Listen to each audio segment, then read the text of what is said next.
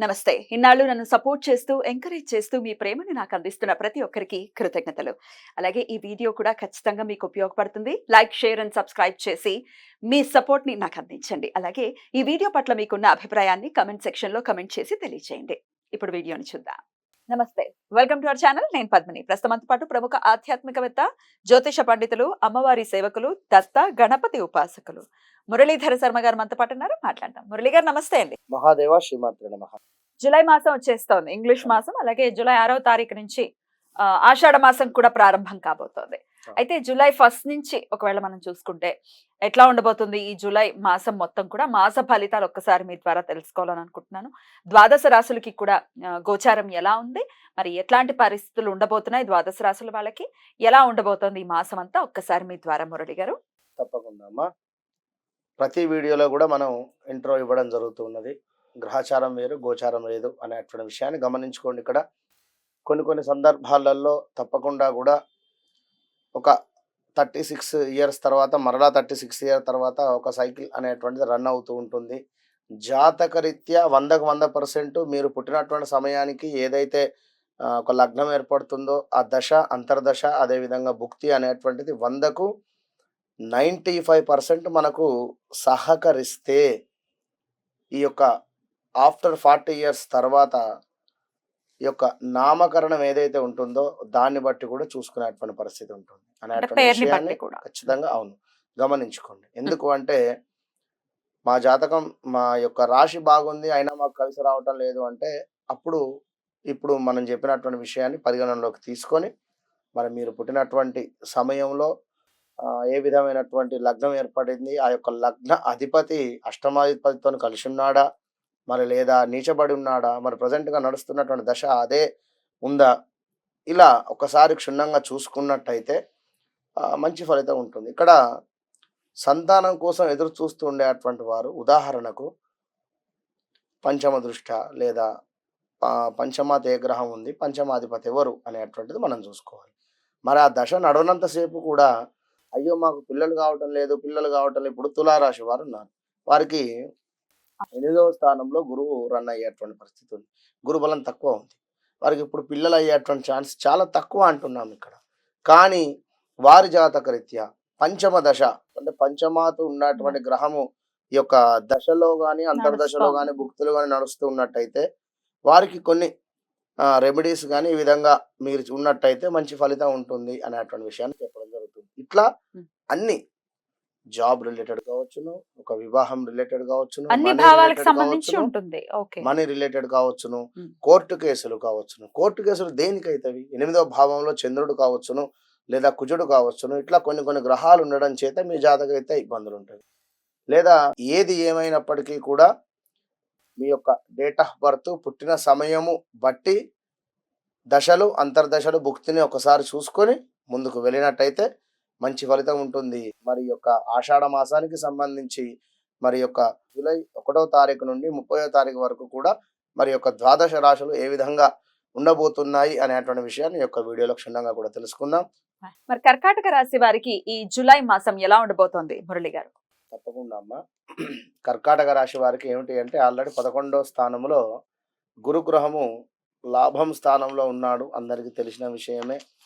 కానీ వీరికి కొంతమందికి కొన్ని పనులు అయితే ఇంకా కాకుండా ఉండిపోతూ ఉన్నవి. అది ఒక ఉద్యోగరీత్యన లేదా వివాహరీత్యన మరొకటి అదేవిధంగా వివాహం జరిగినా కూడా కొన్ని గొడవలు ఏర్పడేటువంటి పరిస్థితులు. ఇట్లా మరి వీరి యొక్క గ్రహస్థితి చూసుకున్నట్టయితే కుజుడు, గురులు వీరికి ఈ నెల మొత్తము కూడా శుభంగా ఉండేటువంటి పరిస్థితి ఉంది. 11వ స్థానంలో ఉన్నారు కనుక వృత్తి వ్యాపారాలు ఎవరైతే చేస్తూ ఉన్నారో ఆ రంగంలో ఉండేటువంటి వారికి అద్భుతమైనటువంటి వాతావరణం గోచరిస్తూ ఉంది. ఎట్లా అంటే గురువు మీకు 11వ స్థానంలో చక్కటి లాభాలను తెచ్చించేటువంటి ప్రయత్నంలో కుజుడు కూడా చేరడం చేత అక్కడ అద్భుతమైనటువంటి ఫలితం ఉంటుంది. విన్నారా? ఇప్పుడు ఇక్కడ గురుపాలిత గ్రహాలు, శనిపాలిత గ్రహాలుగా ఉంటాయి కొన్ని. మరి ఇక్కడ కుజుడు వచ్చేసి గురుపాలిత గ్రహంగా మీకు ఇక్కడ ఎంతో కూడా లాభంగా ఉండేటువంటి పరిస్థితి ఉంది కనుక మరి అన్ని రంగాల వారికి మంచి అనుకూలమైనటువంటి వాతావరణం గోచరిస్తూ ఉన్నది. వ్యాపారం అందు చక్కటి అభివృద్ధి, మనస్సునందు ఉల్లాసము, చేయు వృత్తులందు ప్రోత్సాహకరమైనటువంటి ఆదాయము, ఇంకా కొన్ని స్థిరాస్తులు ఏర్పరచుకునేటువంటి పరిస్థితి, విందు వినోదాలు, అదేవిధంగా బంధుమిత్రుల కలయిక, ఆర్భాటాలకు ధనము ఖర్చు అయ్యేటువంటి పరిస్థితి. అంటే ఇక్కడ ఏదో కొంతలో ఒక ఫంక్షన్ కావచ్చును, ఏదో ఇంకేదో మీరు సెలబ్రేట్ చేసుకునేటువంటి పరిస్థితులలో కొంత ధనము అధిక మొత్తంలో ఖర్చు అయ్యేటువంటి పరిస్థితి ఉంటుంది. ఇంకా చూసుకున్నట్టయితే పనులు సకాలములో మీరు అనుకున్నటువంటి పనులు ఏవైతే ఉన్నాయో అవి 100% కూడా ఈ నెలలో ఆషాఢ మాసంలో అమ్మవారి యొక్క అనుగ్రహం చేత సకాలములో పూర్తి అయ్యేటువంటి పరిస్థితి అయితే గోచరిస్తూ ఉంది.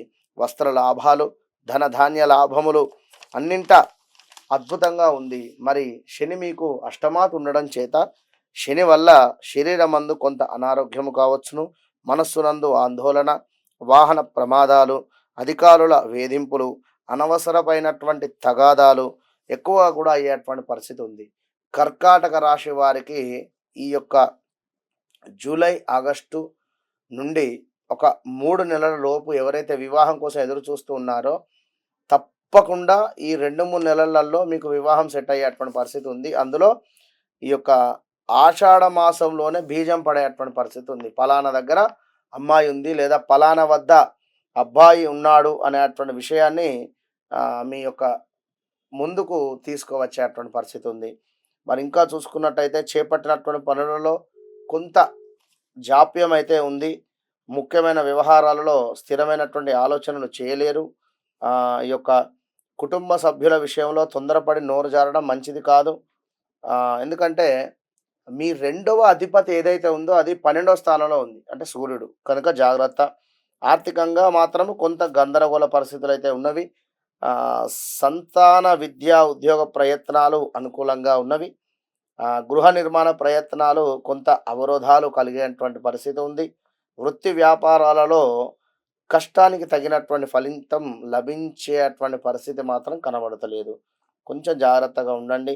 మీ ఉద్యోగస్తులు ఎవరైతే ఉన్నారో సహోద్యోగులు, వారి ప్రవర్తన కొంత చికాకును కలిగించేటువంటి పరిస్థితి ఉంది. బంధుమిత్రులతో స్వల్ప వివాదాలు ఉంటున్నాయి. చిన్న తరహా పరిశ్రమలు ఎవరైతే చేస్తున్నారో కొంత ఆర్థిక ఇబ్బందులు ఉన్నాయి.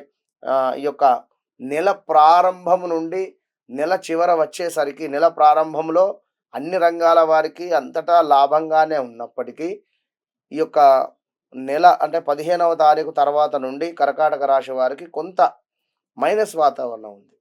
తండ్రి లేని సంబంధాలు మీకు వచ్చేటువంటి పరిస్థితి అయితే గోచరిస్తూ ఉన్నది ఈ యొక్క కర్కాటక రాశి వారికి. మరి కర్కాటక రాశి వారు తప్పకుండా కూడా ఆషాఢ మాసంలో అమ్మవారి యొక్క సేవ చేసుకుంటూ మీరు అదేవిధంగా ఇక్కడ ఒక విషయాన్ని గమనించుకోండి. మీరు అష్టమ శని మూలకంగా మాత్రము కొంత ఇబ్బందులు ఎదుర్కొనేటువంటి పరిస్థితి ఉంది. గురువు మీకు లాభస్థానంలో మంచి రిజల్ట్ ఇస్తున్నాడు ఇక్కడ. మరి కనుక మీరు గురువును ప్రసన్నం చేసుకోండి. తొందరపాటు నిర్ణయాలు తీసుకోకండి. ఇది మాత్రం ఖచ్చితంగా పాటించండి. వివాహం మాత్రం డ్యామ్ షూర్ అయ్యేటువంటి పరిస్థితి అయితే ఉంది. ఆషాఢ మాసము అమ్మవారి సేవలో తరించండి, అంతా మంచి ఫలితం ఉంటుంది. అద్భుతం అండి. డెఫినెట్ గా ఒక మంచి కాలం స్టార్ట్ కాబోతోంది ఎవరైతే వివాహం కోసం ఎదురు చూస్తున్నారో అనేది మాత్రం ఖచ్చితంగా అర్థమవుతోంది.